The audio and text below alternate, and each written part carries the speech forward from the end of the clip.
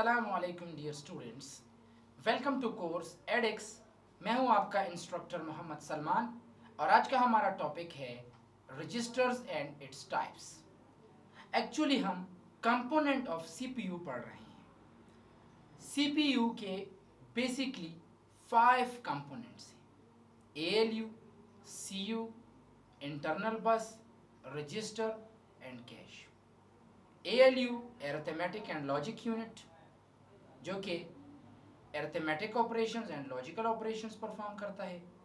CU control unit आपकी पूरे computer में जितनी भी एक्टिविटीज़ हो रही हैं उनको कंट्रोल करता है।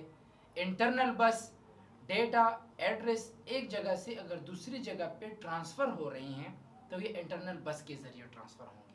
फिर सीरियल बस और पैरेलल बस के बारे में हमने पढ़ा था कि सीरियल बस में एक वक्त में सिर्फ एक इंस्ट्रक्शन ट्रांसफ़र होगा, जबकि पैरेलल बस पे मल्टीपल इंस्ट्रक्शन एक वक्त पे ट्रांसफ़र होंगे। रजिस्टर्स हम पिछले टॉपिक्स में भी पढ़ चुके हैं, आज इसको मज़ीद और भी एक्सप्लेन करेंगे कि registers are small memory unit. Registers सबसे फास्टेस्ट मेमोरी यूनिट है, साइज़ में सबसे ज़्यादा छोटे होते हैं, सबसे कम डेटा यहाँ पे स्टोर होता है।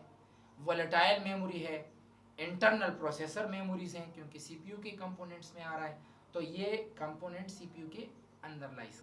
इसके अलावा रजिस्टर टॉप मेमोरी यूनिट में आता है, टॉप मेमोरी हायरार्की में आता है स्पीड के लिहाज से। तो सबसे फास्टेस्ट मेमोरी अगर आप देखें मेमोरी की हायरार्की में, so that is a registers. अब रजिस्टर्स के मुख्तलिफ साइजेस होते हैं। मैंने कहा था कि the maximum size of registers is 32 bits 4 byte. इसमें EAX एक रजिस्टर है जो कि 32 बिट का है, 4 बाइट। इसके अलावा AX 16 बिट्स का होता है, 2 bite.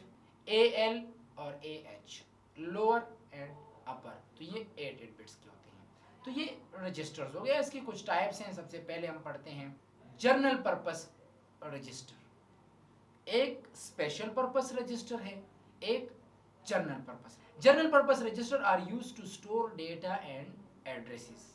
General purpose register data को और एड्रेस को स्टोर करने के लिए इस्तेमाल होता है। It is used for arithmetic operations and data movement. जब हम दो नंबर को जमा, ज़रब, तकसीम, मल्टीप्लाई कर रहे होते हैं या एक रजिस्टर से दूसरे रजिस्टर पे हम डेटा को मूव कर रहे होते हैं, तो हम जनरल पर्पस रजिस्टर इस्तेमाल करें। The sizes of these registers are 8 bit to 32 bit। 8 bit से लेकर 32 बिट तक जनरल पर्पस रजिस्टर का साइज होता है। इनमें AX, BX, CX and DX accumulator register, base register, counter register and data register. Special purpose registers कौन कौन से रजिस्टर्स होते हैं? These registers are controlled by control unit and perform the operations of operating system। Operating system के जितने operations हैं उनको perform करता है और ये रजिस्टर्स कंट्रोल होते हैं कंट्रोल यूनिट के जरिए। देखिए, रजिस्टर्स एक जनरल पर्पस है, एक स्पेशल पर्पस है। जो जनरल पर्पस रजिस्टर्स हैं वो डेटा के ऊपर अरिथमेटिक ऑपरेशंस परफॉर्म करते हैं और डेटा को एक जगह से दूसरी जगह पे मूव करते हैं। तो ये बात तो कंफर्म है कि जितने जनरल पर्पस रजिस्टर्स हैं that are controlled by ALU and special purpose registers are controlled by control unit, क्योंकि स्पेशल पर्पस रजिस्टर्स का काम है ऑपरेटिंग सिस्टम के जितने ऑपरेशंस हैं उनको कंट्रोल करना। स्पेशल पर्पस रजिस्टर्स में हमारे पास program counter, instruction register, MAR, MBR memory address register and memory buffer register. PC stands for program counter and IR stands for instruction registers। तो ये this is the main difference between general purpose registers and special purpose register.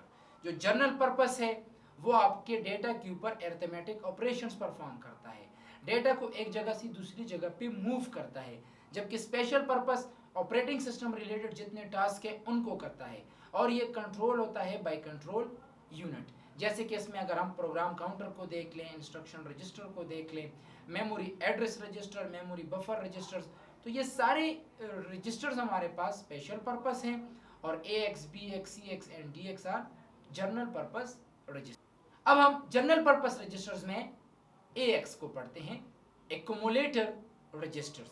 So accumulator registers are used to perform arithmetic operations such as addition, division, multiplication, subtraction, etc. AX accumulator registers जितने arithmetic operations हैं, जितने logical operations हैं यानी comparisons वगैरह, तो इन सबको AX perform कर। दूसरे नंबर पे है BX बेस रजिस्टर, ये भी अरिथमेटिक ऑपरेशंस भी परफॉर्म कर सकता है।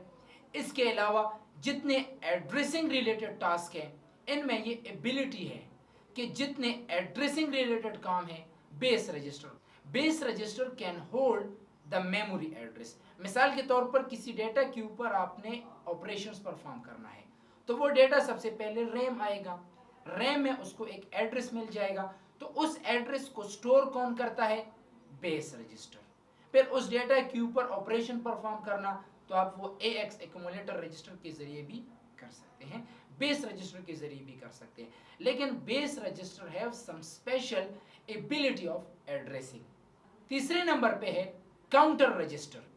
काउंटर रजिस्टर में लूप परफॉर्म होता है। लूप कहते हैं रिपीटिशन ऑफ स्टेटमेंट, या अगर आप जंप्स लगाना चाहते हैं, एक इंस्ट्रक्शन, दो इंस्ट्रक्शन, 3, 4 और 5, अब पहले के बाद आप डायरेक्ट 5वें पे आना चाहते हैं तो आप जंप इंस्ट्रक्शंस परफॉर्म करेंगे।